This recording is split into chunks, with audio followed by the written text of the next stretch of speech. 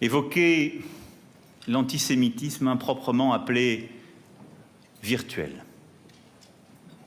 Il n'a de virtuel que le nom. Et il y a, dans cette haine sans visage, qui se croit délivrée de tout droit, les prémices de la haine qui ensuite sort dans la rue et commet le pire.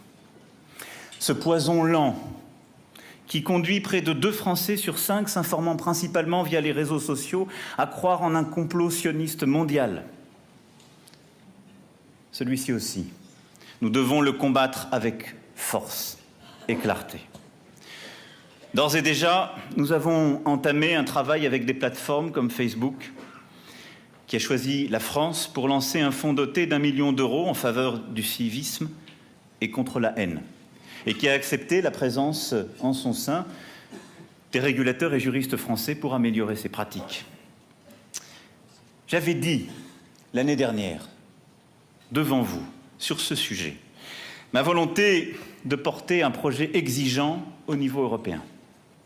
Un travail a été fait pour le rendre possible, et vous l'avez évoqué, le rapport de Madame Avia et de messieurs Tayeb et Amelal à cet égard proposer des choses concrètes. Le combat européen doit se poursuivre, mais il est trop lent. Et nous ne pouvons plus attendre. C'est pourquoi la députée Laetitia Avia déposera dès le mois de mai, c'est-à-dire dès la première fenêtre parlementaire possible, au Parlement, une proposition de loi pour lutter contre la haine sur Internet, reprenant les propositions de ce rapport.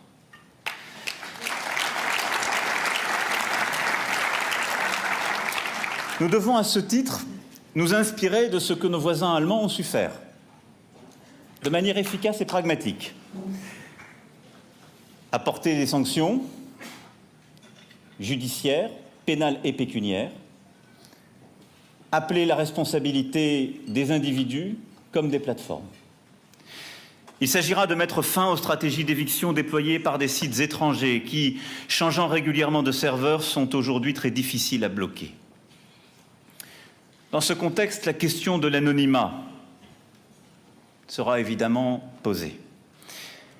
Elle est trop souvent le masque des lâches.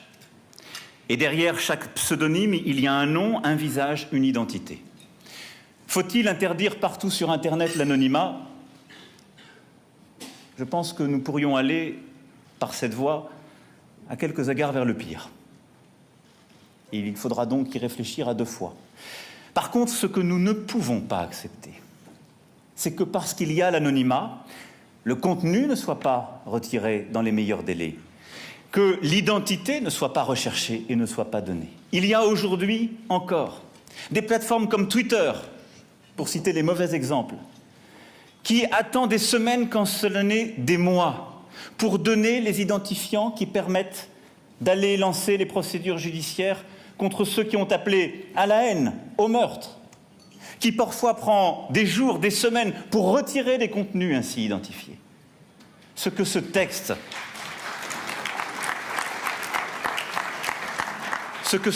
portera donc, ce sont des dispositions claires, imposant les retraits dans les meilleurs délais de tous les contenus appelant à la haine et mettant en œuvre toutes les techniques permettant de repérer l'identité dans les meilleurs délais et enfin appelant à la responsabilité, y compris sur le plan juridique, les dites plateformes.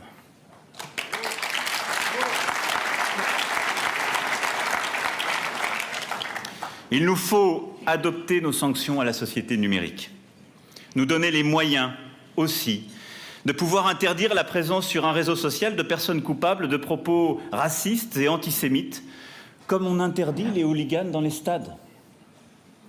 Ou à tout le moins faire en sorte que les condamnations pour actes racistes et antisémites soient publiées pour ceux s'en rendant coupables.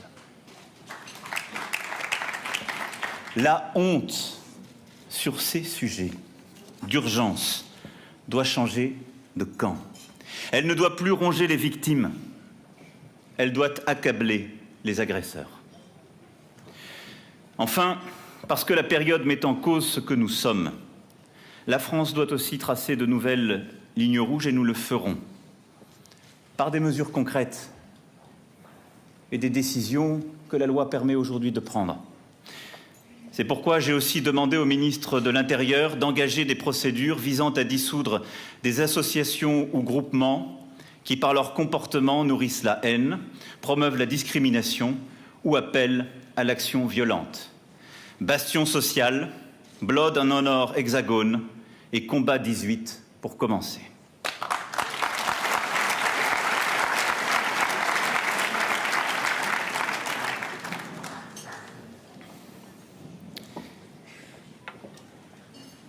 Nommer, poursuivre,